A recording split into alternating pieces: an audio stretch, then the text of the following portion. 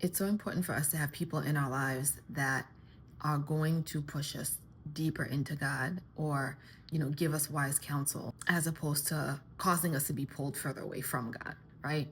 I think about like all the times like over in your life where you've gone through a difficult moment or a difficult season, difficult situation, right?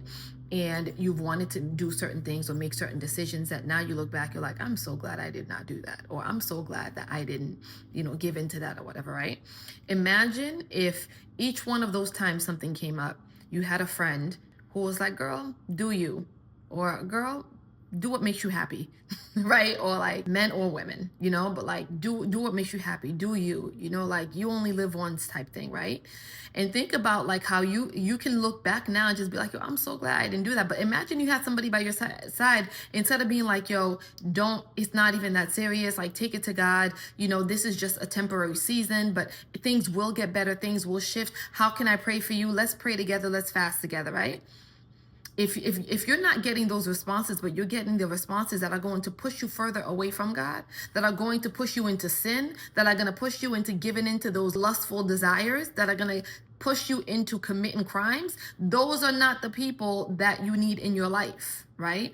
And I know sometimes it can be hard to want to let go of relationships and people that you've had in your life for a long time, or you've always thought y'all were going to make it to the end. But there comes a point where you got to reevaluate your circle, right? The same time with every new year, we like to reevaluate our subscriptions, cancel subscriptions that we haven't been using or we're not going to use. We want to budget more. We want to make decisions concerning our health and our bodies and working out and all these goals that we have come the end of the year or the beginning of the new year.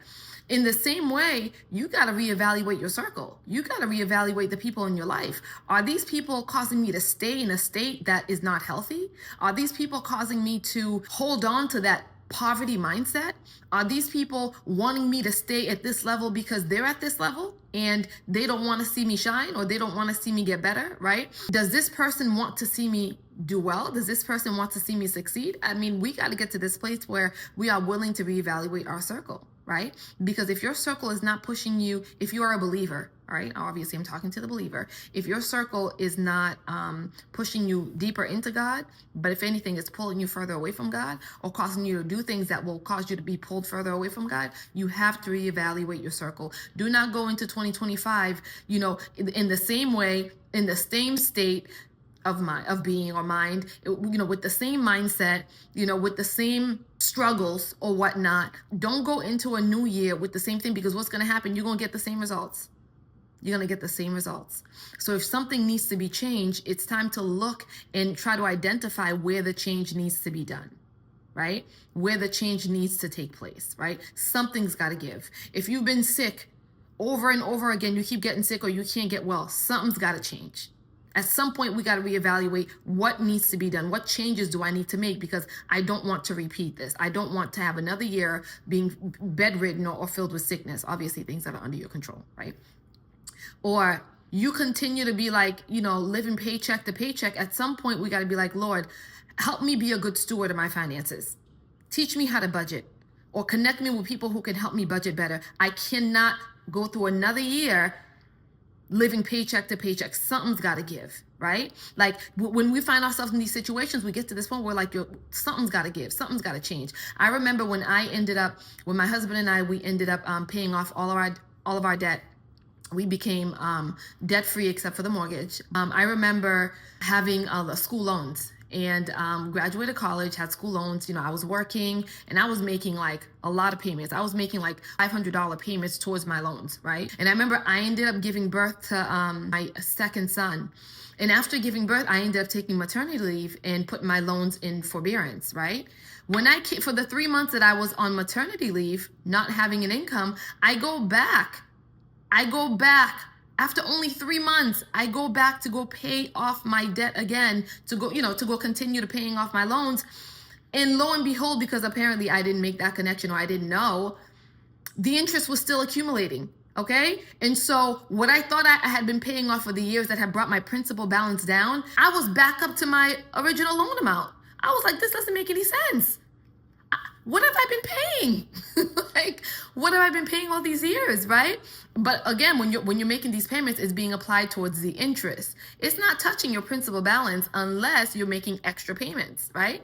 And so I remember I was so fed up. I was like, you're telling me I've been working this hard, paying all this money towards the loans. I take 3 months off and now I'm basically back to zero. So where's my money going? It's when I made that connection. I remember talking to my husband. I was angry. I was crying. I made a decision. I said, no more. No more am I going to be working hard and making money to pay off debt and feel like I got nothing. I got nothing to show for it, right? Like, no more. After that day, we made a decision. We were going to get out of debt. And can I tell you that this is one of the testimonies that I have, and I have it like on like an old YouTube channel that had shared, because I used to want to help people get out of debt and be financially free. And so I remember sharing that testimony. Like, we had $75,000 in debt. In 7.5 months, by the grace of God, we were able to pay off $75,000 in debt. Why? Because God, the minute we made a decision, and we made a decision, and I was like, God, this can't be my life. Can I tell you, the opportunities started to come, and God assisted us in being able to do that. If you want to know more about it, I can always go into a longer spiel about that. But anyways, we all have to get to this place where we are willing to make the hard decisions so that we are not repeating the same cycles and the same thing over and over again. Until we get to this place where we are willing to make the hard decisions, or make a decision, it may not even be a hard decision, make a decision, we're going to continue to repeat the same cycles, get the same results year after year after year. And so when it comes to, at least when it comes to your relationships, it's time to make some of the hard decisions. You already know what decisions you got to make. You just haven't been wanting to do it because you don't like change. You don't like to let go. You don't like to feel alone. You don't like to feel rejected, right? But you got to make the hard decisions. Do not go into 2025 with shackles that you have the ability to remove right now. Don't do it.